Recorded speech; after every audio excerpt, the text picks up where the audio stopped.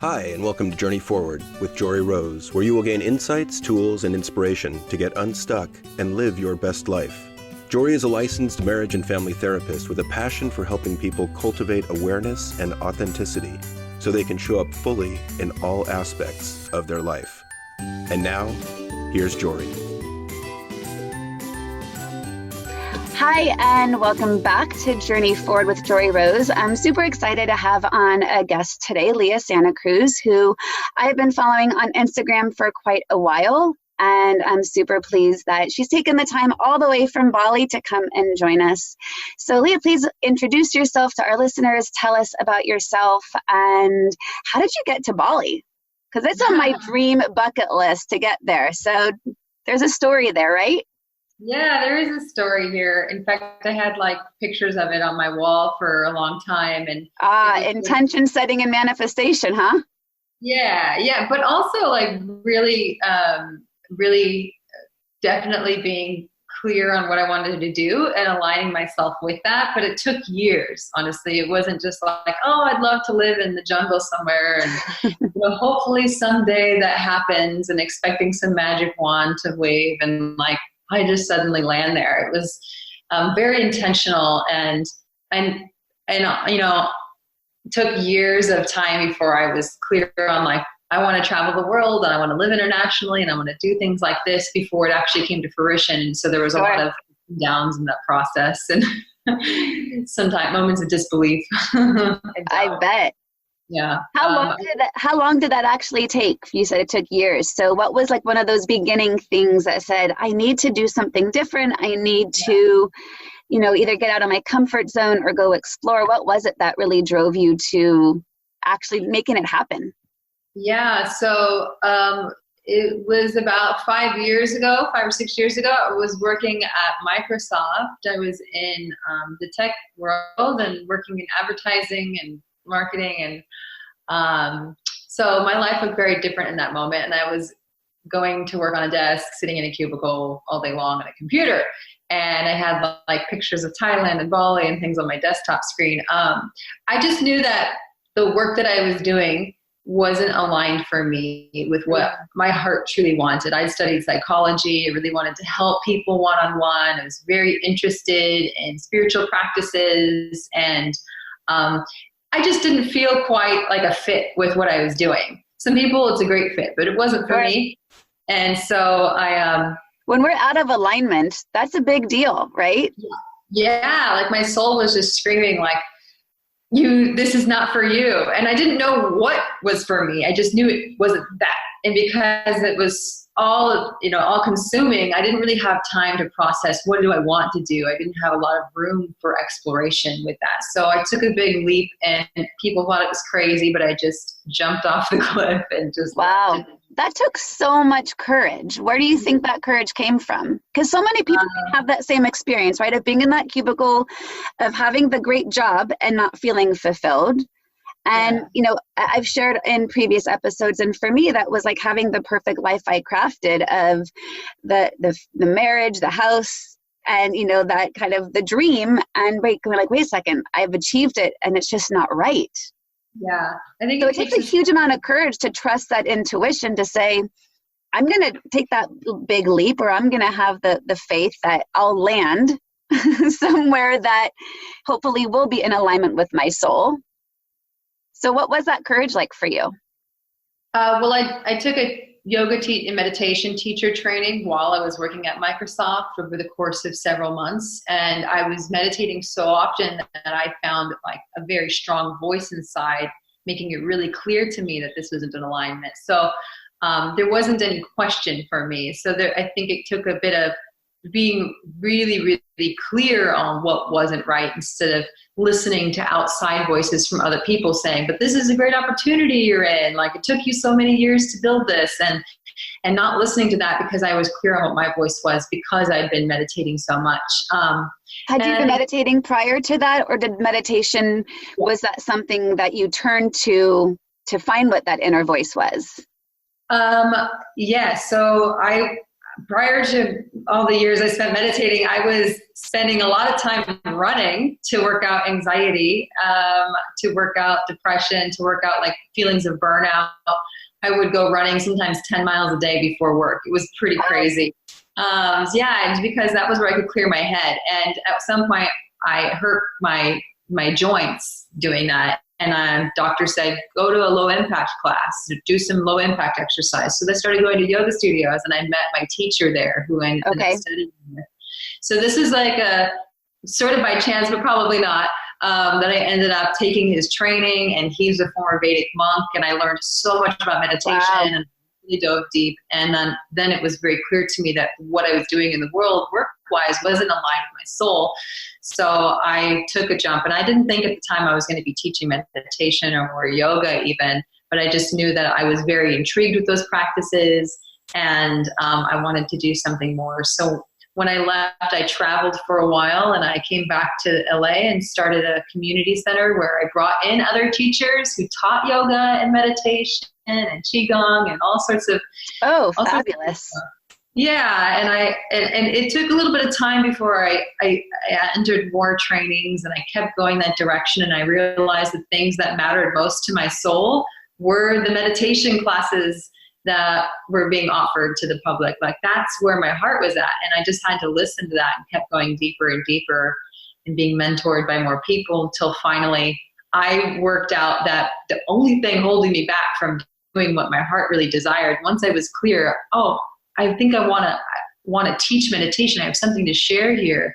The thing that was holding me back was fear of public speaking, fear of putting myself in public, fear of being like a voice in the world. That's terrifying for me, at least it was. And for, I think. And it is for so many people. We have a desire to make a difference, but yet are afraid to be seen and heard at times.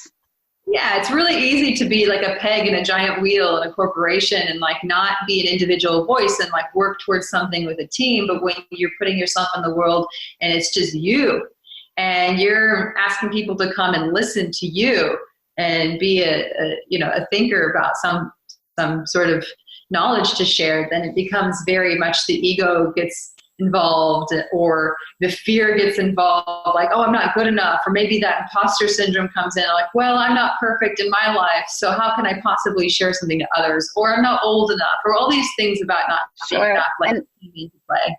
And a lot of those can, I find with a lot of my clients and even with myself, those are old stories that are deeply rooted that now, keep coming back in those times of, this is that old story operating of, can I do this? Am I worthy to do this? Yeah. That imposter syndrome is huge, especially for entrepreneurs. Yeah, so these things didn't work themselves out overnight, but I kept taking one step in front of the other, even when the fear was so intense that I felt like, you ever get stage fright and you felt your heart pounding and your thoughts are racing and you're sweating? Like, that would happen to me. And I thought, how can I possibly step forward and share something calming for other people when it's terrifying me just to share it? Yeah. So I would invite people to my house, friends and family, in a safe space.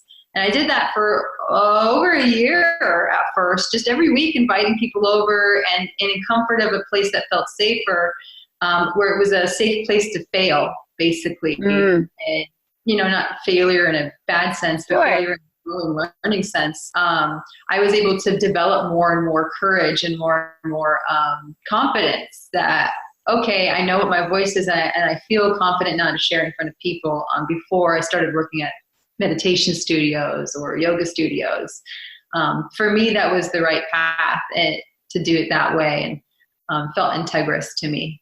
Yeah. And so how did you end up where you are now? What did that journey look like? Oh, well, I've always wanted to travel the world and live in another country that was not of Western culture. And I knew it needed to be somewhere where yoga and meditation was very much a part of it. So I met my now fiance in Los Angeles, and he's a yoga and meditation teacher. And we both decided it'd be a fun adventure for us to do together. So we planned a couple of retreats here, and within 5 months of making the decision sold cars, got rid of most of our belongings. There's only a few like keepsakes that we have back in the storage unit, but otherwise we pretty much cut the ties and said, all right, we don't know if it'll be 6 months or if it'll be a year, but let's just, if we don't do it, then we never will. If we don't do it now, we never will. Because there's no like exit ramp. There's no like time when it's a good time. It's never a good time. Like, plenty of the time is now. Yeah, like we had to let go of a lot of things that were important to us and things that took us a long time to build, like in our careers there, to do this and take a risk. And we didn't have a set opportunity waiting for us. We had to come make the way. But I think the courage, I heard that success comes when you believe in your own abilities. It's more about, do I believe in myself and that I have the resourcefulness and the abilities to stick something through and to keep showing up and to be persistent and to knock at the door over and over again. And so we had to do that a lot when we came to Bali and knock on the door of the studio we wanted to work at. It took me about 18 months before the opportunity opened itself. And there was a lot of moments of doubt. Am I doing the right thing? I knew I was following my heart, but why aren't things moving in my timing? Right. Oh, if only the universe moved in our own timing, it'd make things so much easier. Yeah, but it probably wouldn't be the best for us. Yeah, well, I think we miss those opportunities to learn, to slow down and to tune into those moments where we either keep coming up against resistance or we keep coming up against maybe some of those old stories coming into play. And we don't give the chance to grow in that authentic way to say, what am I really here to learn? Yeah. I look back at some of the things that I wish would have happened for me at the time, and they didn't work out and they failed or they fell apart. And at the time it felt devastating. And now I look back and I'm like, actually, if that hadn't happened, I wouldn't have ended up here. And this is even better. So sometimes it's just trusting that there is a more divine plan than I could possibly control. And sometimes if I don't do exactly what I want and the timing I want, it usually ends up for the better. I'm paraphrasing a Steve Jobs quote that says, you can only connect the dots looking backwards. Right? So, we can have that hindsight to say, yeah, if that hadn't happened, then this wouldn't happen. But in that moment, it's trusting that inner wisdom, tuning back into that inner voice and being persistent. So one of the things that in the work that I do of teaching mindfulness, I always get the question of, well, two things, and I'd love to get your input on, because I think the more voices and the more different styles and interpretations of these tools makes it easier for people to continue to access them, because we resonate in different ways and how to bring these tools into our lives. How do you get people to feel comfortable in starting a meditation practice? Like, what's your language around, because so many people have resistance around, I want to meditate, I want to be able to feel greater peace or tune into that deeper wisdom or listen to my heart center, but I've got so many distractions or I don't have time to meditate. So how do you help people overcome those resistances? And what is your style in how you help people cultivate a meditation practice? Got it. Well, it's a big question. So it is. First off, that's the most common response from everyone. I can't sit still. My brain's moving too fast, or my thoughts are crazy. I'm just too hyperactive. Like, meditation doesn't work for me. And what I always want to remind people is that our brains are working quickly for a purpose, and we have to embrace that. And when we try to approach a meditation practice by aiming to stop our brains or aiming to stop our thoughts and have complete emptiness and complete stillness, and if that's the goal, if we approach it from that direction, inevitably what happens is we invoke a certain degree of strain, trying to block out some parts of ourselves. So we successfully go to war with ourselves internally. And that struggle, that resistance, and that creates more tension, which is exactly opposite of what we're trying to do. Or we really want, we say, oh, we want to focus, but we really don't have a hard time focusing. We can focus on our phones, we can focus on a TV show, we can focus on anything we really want to, but what we have a hard time with is letting go of resistance to our experience. I love that. Yeah, and that's what the soft skill that we really want to train in meditation, and that's what I really try to help people with, is letting go of resistance to your experience. Because if you were to just welcome your brain to do its job, in fact, thoughts that occur in meditation are oftentimes your body's way of releasing tension. So you stop it in the process, you stop the body's healing in the process. So understanding these things and going, oh, well, what if I just sat back and observed and gave some tender attention to these things and some gentleness and some space for my emotions and my sensations and this very big symphony, ebb and flow of stuff happening all at once.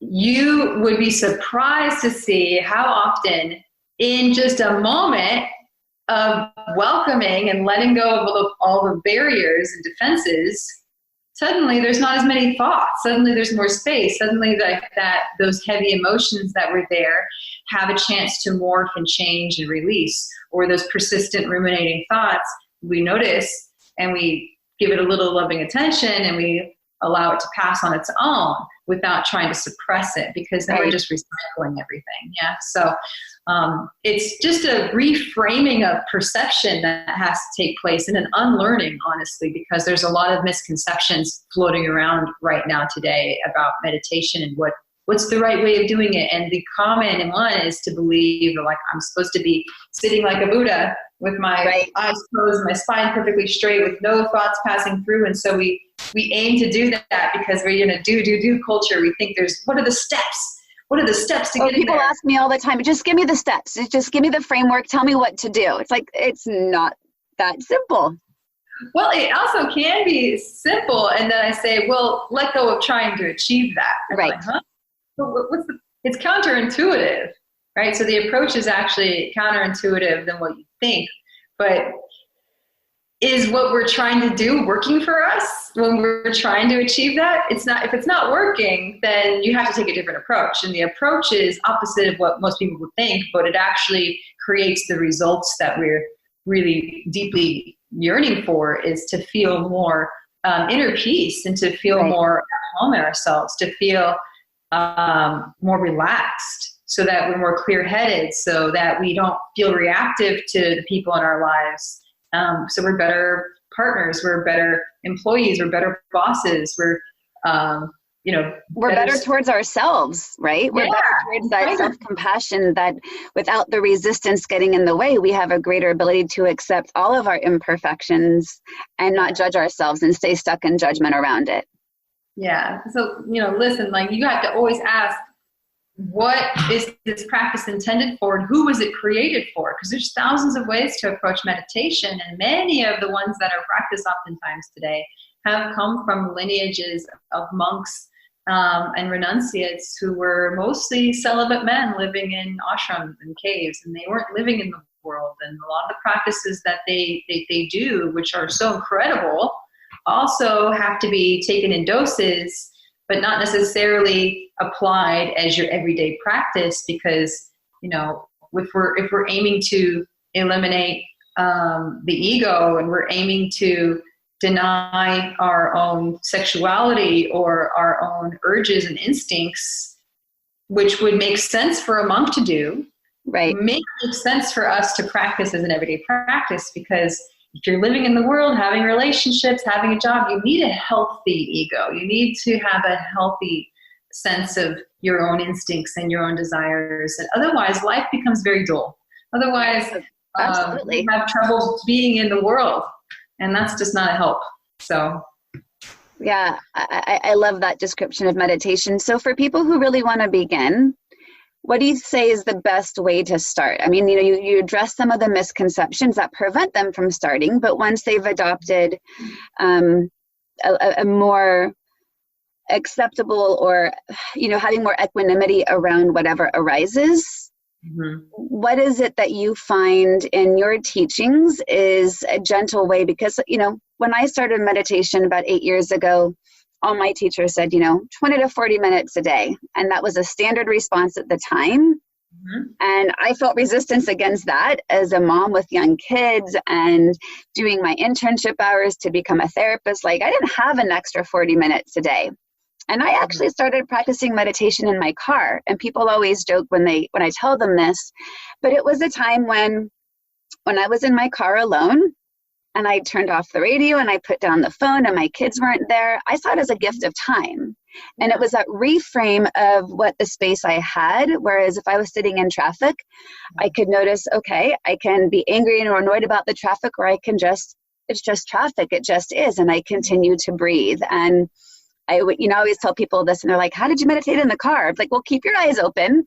But for me at that moment was about tuning into my senses, tuning into my breath, and noticing, the resistances I was coming up with against either rushing to get to my internship or traffic, or always thinking, okay, I get there, then I've got to do this, and I got to do this, and I got to do this. And just noticing how my mind was, at 4 p.m. when it was only 8:30 in the morning. Yeah. And that was, my best way to start, because I partly met myself where I was at and used the gift of time in an effective way to connect with myself. And I found I would get to my job feeling more peaceful and more present. I'm like, wow, that felt so nice. I'm going to try this formally. So, I think you did a great thing in finding the ways that meditation would fit into your lifestyle, because I think that's actually really important for people today when we're very busy. Maybe we don't have 40 minutes in the morning to meditate. We certainly could wake up earlier and do that, but that's not realistic for a lot of people just starting out. So I say if you have an exercise practice that you do regularly and you finish running, or you finish doing yoga, or you finish whatever it is that you just did, sit for a moment, 5 minutes, find a nice quiet place so you can sit down and feel the endorphins rushing through your body, feel a sense of aliveness. Maybe you enjoy cooking food, or you enjoy playing music, getting into the flow of that activity that you love, and then taking a couple moments to sit and just savor all the sensations of what's going through your body, the feeling of pleasantness, the feeling of happiness or joy or creativity, and just feeling those things arise within you. Meditation can look many different ways, and it's not always follow your breath, count down to 10. So there's many different ways of doing it. And I think the more like life-affirming, kind of fun, zesty ways of approaching meditation that make it really a pleasurable thing to add to your life is finding some activities or qualities about life that you love, and then spending a few moments feeling that in your body. Invite all your senses to make it more alive for you. What it looks like, what it smells like, what it feels like, how you breathe when you're doing that activity, any emotions that arise, and just letting yourself bask in it, like bathe in it for a few moments. That is actually a really healing type of meditation practice to do. And it's pleasurable and it fits into your life, and you can do it sort of surrounding the things, those activities that you love. I love that example that you just gave, because that feels really approachable. And I imagine there's people who are listening right now who are going, wait, I can do that. Yeah. Right? It doesn't feel scary or overwhelming, or the expectation of what they're supposed to achieve. And I think that's one of the myths that I try to help people break down. If you're not trying to get anywhere, right? There's nothing you're trying to achieve. There's no goal of meditation, because as soon as you attach a goal, you're in some future outcome, which is inherently taking you out of the present moment. And so to me, it's really, like you said, it's the allowing what's arising and connecting with it in a fully present way. And I think it depends on your definition of meditation and why you're approaching it. My definition, which was sort of taught to me by my teacher, Dr. Lauren Roche, and is that meditation is your relationship to life itself. It's examining and engaging with and feeling your relationship to those things in life that you love, that maybe are unpleasant, your relationship to your work, your relationship to your body, your relationship to the loves in your life. So it's spending time with those relationships and feeling as if there were strings attaching you to everything else. You can like a stringed instrument. You know, you have to tune an instrument and find the right tuning so that the string, the chord is not too tight but not too loose. So you're tuning the instrument, and every day in meditation, it's like you're tuning those strings between yourself and those things in your life, between you and the emotions, between you and the thoughts. So it's like such a beautiful image. Yeah. So I have a question. When you mentioned that your fiance is also meditation and yoga teacher. And so what are some ways that you practice together? Because I think it can be a really beautiful practice for couples. Yeah. Well, we oftentimes in the mornings, we'll do a practice just sitting next to each other and do our own meditations. Just being around each other is nice. But we also do some like partner meditations, where we'll do things like eye gazing, where we look in each other's eyes and really get a sense of the other being. And a lot of things will come up in that. And I have some guided meditations because it can be awkward to do just without any guidance. It's super vulnerable for many people. I mean, eye contact is one of the most absolute vulnerable thing. And it's surprising how many couples I work with that really have a struggle with that. Yeah. Yeah, so that it's a really great practice, though. You uncover a lot about yourself, even more than you do about the other person. You learn about yourself in that meditation, and what fears are coming up, what things you're hiding from yourself and that you want to hide from them. You also connect to your compassion for that other person, and you see something more than just a physical being. You see, their animating force, their aliveness, their soul, really. Yeah. There's also synchronized breathing that we do, and that's really nice, like a way of like syncing breath together. We do it back to back, or I'll sit on his lap and we'll do that. I host these intimacy workshops often, and I guide couples through that, and it's really powerful stuff, actually. It sounds amazing. Yeah. What do you see couples' experience of coming through that? I'm sure it brings up so much emotion. Yeah. Connectivity, and I imagine, like you said, so much compassion. Yeah, I mean, there's a lot of couples activities you can do, and even like mindful communication practices, like active listening to each other. I've had couples come in that have been married for 10 years or more and say, I've known this person for 10 or 15 years, and I just learned something new about them. Wow. And so it's like you think you know everything there is to know about somebody, and then you do these things and you realize, whoa, I had no idea about this about you. It's like seeing them from fresh eyes. I also had a couple came on their anniversary to one of my workshops, and they did an eye-gazing partner activity with each other, and then they did it with other people. And the wife came up to me afterwards and said, you know, what I realized tonight is that I have an easier time looking at strangers in the eye than I do my own husband. And that showed me there's something that needs to be worked on there. And that was like a breakthrough, you know? That's huge. There's a real learnings that we can get from this. I went through a divorce a handful of years ago, and I was married to my high school sweetheart, and we were together a total of 23 years.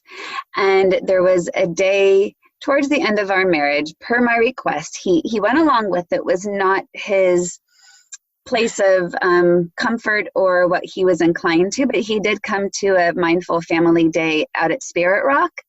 And at that point, we had been in couples therapy for a handful of years, maybe a year and a half or so, and we did an eye gazing exercise. Wow. And I think it was more powerful than any couples therapy moment we had had. It was probably one of the most vulnerable moments. And we had been together since I was 13, and I'm not sure we had ever stared that long in each other's eyes. And I'm in a relationship now. It's been 3.5 years in my new relationship, not really new anymore. And it's amazing at the ease in which we can eye gaze. And it's not a judgment on my ex. It's just a different level of energy that we're bringing into the relationship, a vulnerability and a deeper compassion. And I think an intention for that same energy. Because if one partner is not into it, it's really hard to get it to connect. Yeah. Right. And again, that highlighted so many deeper things, right? That's the surface level of it. So I love these ideas of ways for partners to meditate together. And, you know, I've experienced and I've guided couples in what we can build through that unspoken, because sometimes we just talk too much. And so the ability to be fully present without the speaking can solve so much more than words can. Words can at times. I agree. Listening is very powerful, and it's a generous gift. It is. It is. Well, so how can people find you? If people want to learn more about you, or if they're coming to Bali, what kind of offerings do you have? And so first off, you can find me on Instagram. My name's Leah Santa Cruz, so Leah, and then Santa Cruz is actually my last name. So you can find me by typing that in, or at Lesant, Lesant. I have a website, excuse me, it's leahsantacruz.com, and I've got a lot of online courses there, online meditations, and I've got a free downloadable meditation for people to listen to. And I'm coming out with more all the time. I'm coming out with a meditation app very shortly. Oh, so, that's huge. That's super exciting. So that's TBD. And then I have I teach at the Yoga Barn in Ubud, Bali. So if you ever come to the Yoga Barn. It's world famous and the biggest studio in all of Asia. We've got a lot of classes there. Yeah. And you mentioned you also lead retreats. What kind of retreats do you do? I have a retreat, meditation and yoga retreat. We do yoga nidra, sound healing, meditation, all sorts of yoga practices for 8 days. We're having one in Tuscany, Italy this September 28th to October 5th. That sounds amazing. Yeah. And I'm also doing a 100-hour meditation and yin yoga teacher training in Bali this September as well, September 4th to 15th, 2019. Yeah. Well, it definitely sounds like you're living your soul's purpose. Yeah, it feels really good. It's so inspiring, because I know so many people who are stuck in the day-to-day grind and are afraid to listen to their soul's purpose and are afraid to make change and don't know how to even begin those steps. And, that to me is the ultimate journey forward, right? To be able to have the courage and the faith and the connection to your deeper self to know this is my path.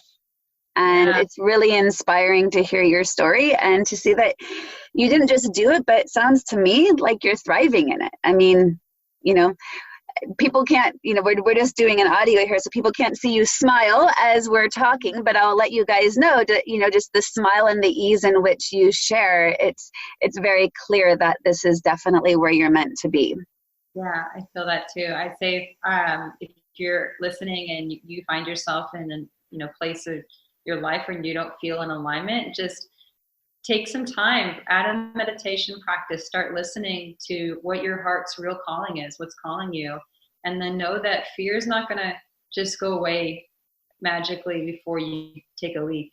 Fear will be there. It's learning just taking that step, knowing that your heart's calling is there, and that there will be a net to catch you. There may be some ups and downs and some success and failures along the way, but if you keep putting one foot in front of the other and taking those steps one by one, you will see success. Yeah, it won't take you down the wrong path. If you're following that heart center, you'll always end up, I really believe it'll take you to the right place. I've never met someone who's like, I'm so miserable that I followed my heart's dream. Yeah, that'd be funny to really challenge, anyone saying, have you ever really regretted following your heart? I should have listened to all the stories in my head instead of following my heart. I bet you're right. I bet we wouldn't be able to find too many who actually would have that experience. Well, thank you so much.